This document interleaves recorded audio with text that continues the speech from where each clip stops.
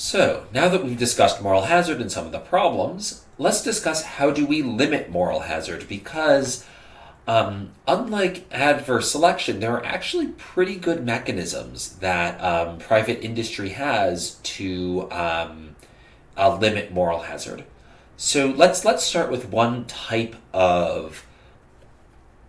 sort of category of way to limit moral hazard, which is cost sharing, right? So what if instead of the insurance company paying for all your costs, they only pay for part of the cost, right? So this is called coinsurance or a copayment, right? And so the idea is that if medical care is free, right, people buy, right, there's a big difference between something that's cheap and something that's free. Where something that's cheap, you're going to be priced like you're going to buy a reasonable amount of something, right? Even if it's cheap, right? You're not going to buy something just for funsies because it's cheap, right? Like even if something is cheap, once it costs a positive amount of money, you need to think seriously about is this going to be worth it for you, right?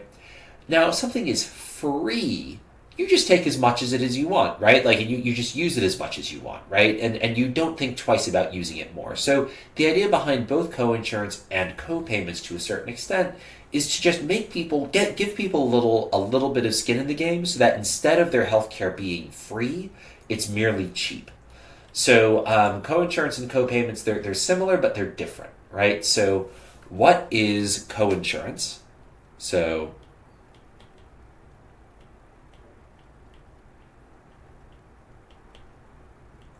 all right, so what's coinsurance? Coinsurance. That is an insurance provision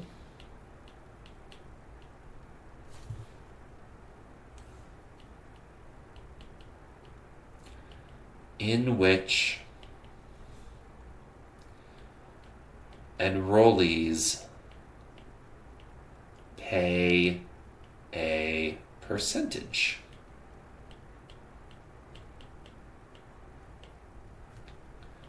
of each medical bill and the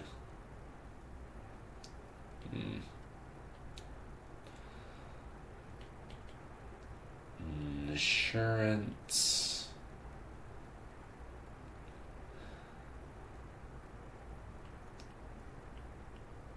company pays the rest, right? So if you're an insurance company, right, if you get a partial contract that says, hey, we'll pay 50% of your medical costs, right? You have coinsurance, right? Coinsurance could be, right, so it could be, right, they're going to pay 95% of your coverage. It could be they're only going to pay 50% of, it could be they're going to pay for 95% of your medical bills. It could be they'll pay for 50% of your medical bills. It could only be 10%, right? So coinsurance means you split the cost of each medical bill on a percentage basis with your insurer, right? And so again, this makes you bear some of the costs of coverage, right? And so you have an incentive to not just go for instance, the most expensive treatment because, right, let's go back to the hang gliding example. Let's say that the insurance company covers 90% of Steve's costs when he gets after he gets in the crash, right? He knows that he's still on the hook for $10,000 if he has coinsurance where he needs to pay 10% of his own medical bills, right? And $10,000 is still a lot of money, right? And so by making Steve, even though 90% of the bill is paid by the insurance company, Steve may not go for the super expensive treatment option because 10% of the super expensive treatment option is still a lot of money, right? That's still $10,000, which is, that's a lot. So the other main way of cost sharing is called copayment. right? And so what's a copayment? A copayment is an insurance provision. A provision just means a feature of a contract, by the way, right? So an insurance provision just means it's a feature in an insurance contract where, right, in the case of coinsurance, it's a feature in the contract where the enrollee pays a percentage of each medical bill, right? In coinsurance, right, so it's an insurance provision or insurance contract feature in which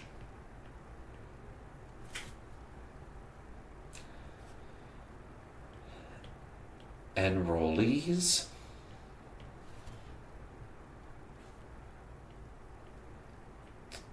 pay a fixed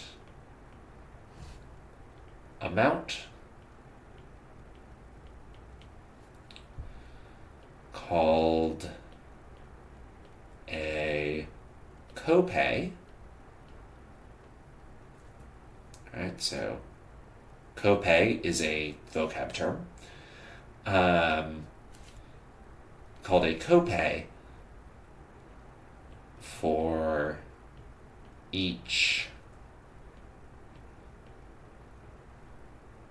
medical episode, and the insurer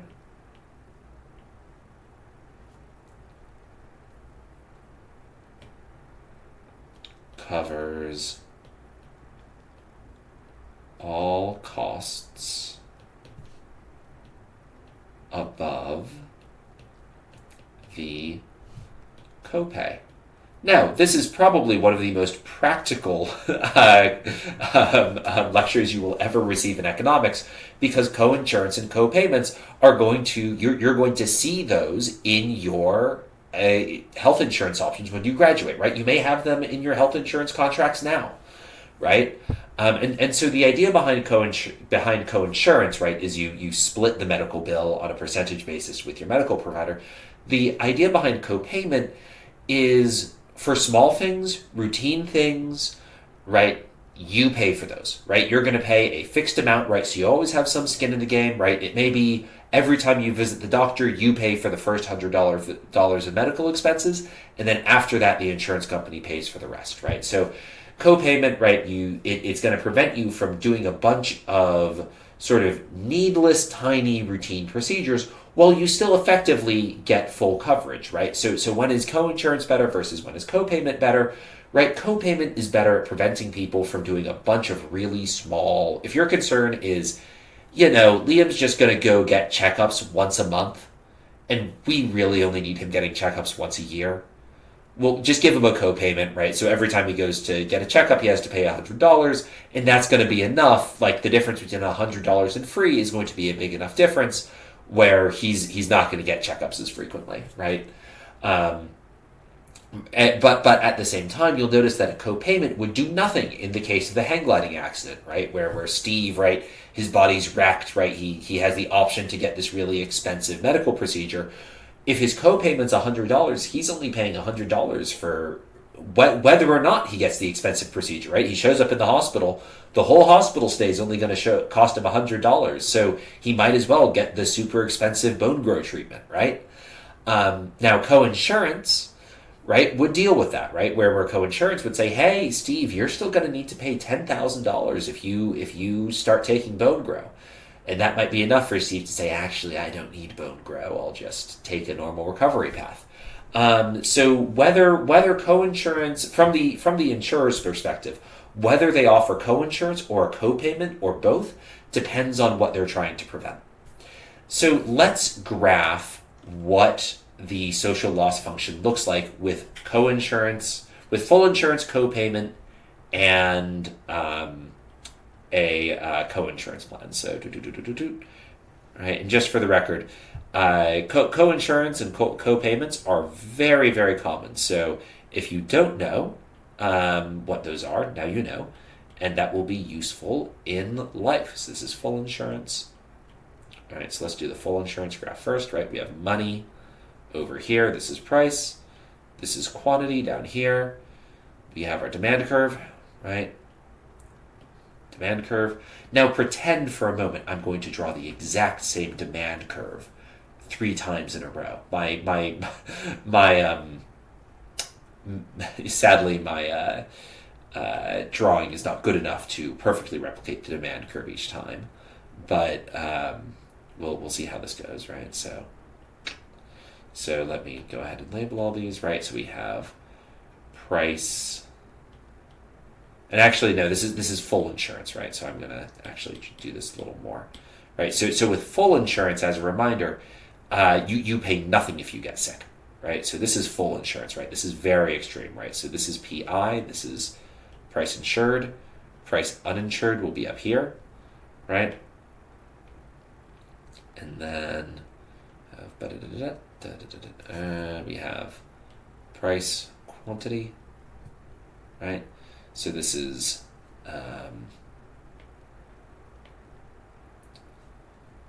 so here we're going to have quantity uninsured, right? This right here is quantity insured, right? Because that's how much you buy if the price is 0, right? And so how big is your social loss function?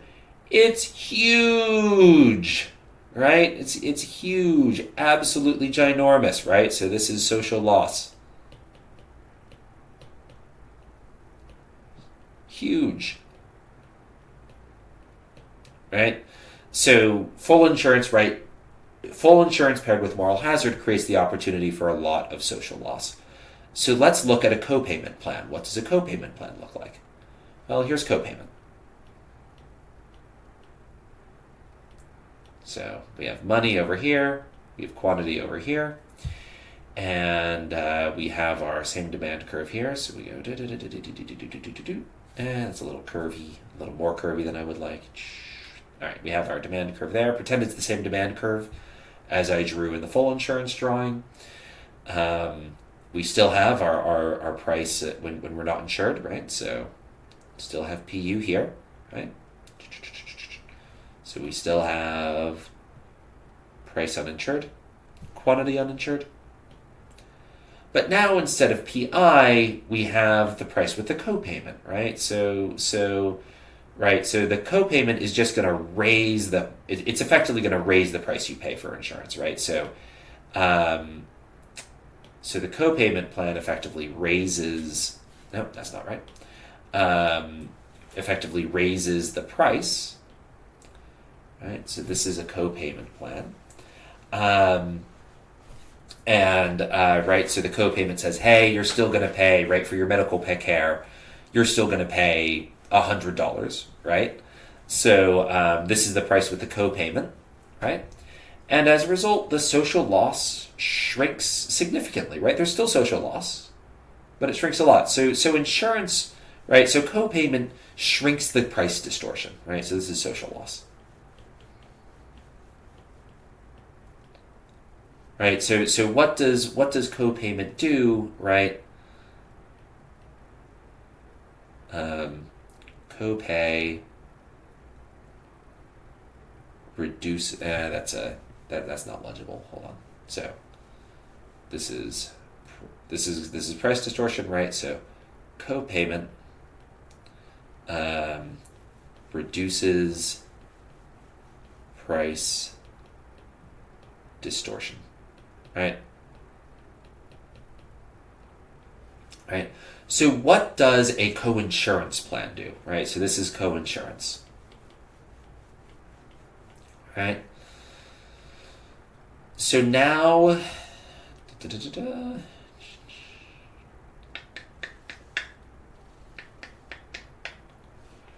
right, so we have quantity. Right, so we have quantity here, right, and I'm going to draw the in theory, the same demand curve for all 3. And let's just make that a little straighter, and a little bit like that, and then, Okay, good enough, good enough. Pretend that's the same. That's a little too going out, actually, so. Okay, that's the last time I'm going to redraw this. They're not exactly the same. Deep breaths, right? So again, this is still, my price when uninsured is still the same, right? And my quantity I demand when I'm uninsured is still the same, right? So let's see. So this is price uninsured, and this is quantity uninsured, right? So what does the copayment plan do, right? I'm now responsible for a certain percentage of my medical bills, right? So instead of paying 100% of the bill, instead of the insurance paying 100% of the bill, the insurance is going to pay a fixed percentage of the bill. And effectively, that's going to that's going to make me less price sensitive. Or sorry, it's going to make me it's going to make me less price sensitive because I'm when the price changes, right? When on paper, right? I'm insured for 100%, right? So I'm insured for 100% of my bills, right? So I have no fixed cost for my medical treatment, but I do pay a fixed percentage of it. And that effectively makes my demand curve steeper. So this is going to be demand uninsured, right? Now we have different demand curves for whether I'm insured or not, right? And so this is my demand curve when I'm insured.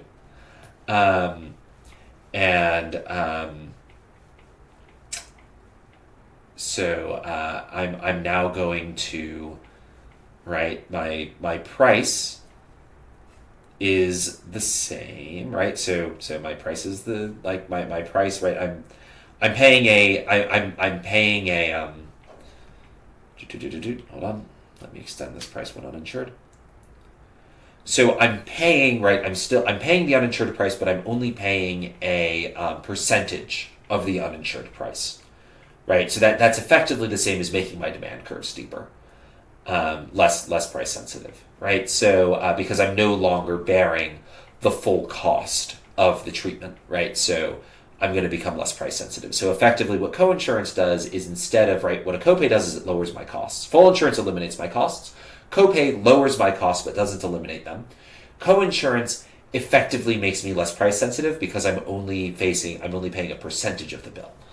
And so, right, so the effect of the coinsurance plan is given by the change in the angle between the insurance demand curve and the uninsured demand curve. Let me just move this down here. So this is DI, right? So this is effective coinsurance.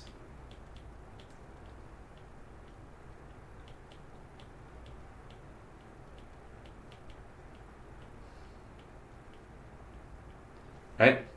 So that's the effective coinsurance, and the amount I'm going to consume is C, right here, right, where if I'm going to label these before, right, so we have, right, so this is the amount, B is the amount I consume, right, B is, so this is quantity I consume under copay, right, so this is the price and quantity for copay, right, so this is QB, and we'll call the point what I buy when I have full insurance, that's A, right?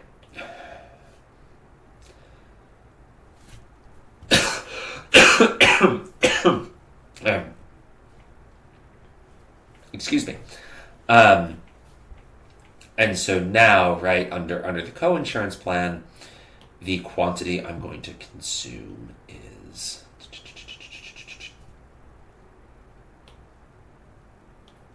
QC. And my social loss is this triangle here, right? So my social loss triangle is this triangle.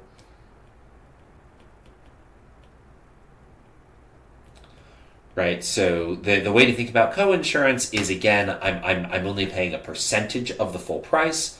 So effectively, I'm going to be less price sensitive, right? And so I'm going to demand more care. And the way to think about a copayment is that's just going to lower the price directly, but not eliminate it, right? And both of them, we see reduced social loss. But at the same time, remember, both a copayment and an insurance contract and a coinsurance thing, right? If you have a copayment or you have coinsurance, you're not fully insured, right? You're no longer indifferent between the sick and the healthy state, right? So if your insurance contract has a copayment or a coinsurance portion to it, you are not fully insured,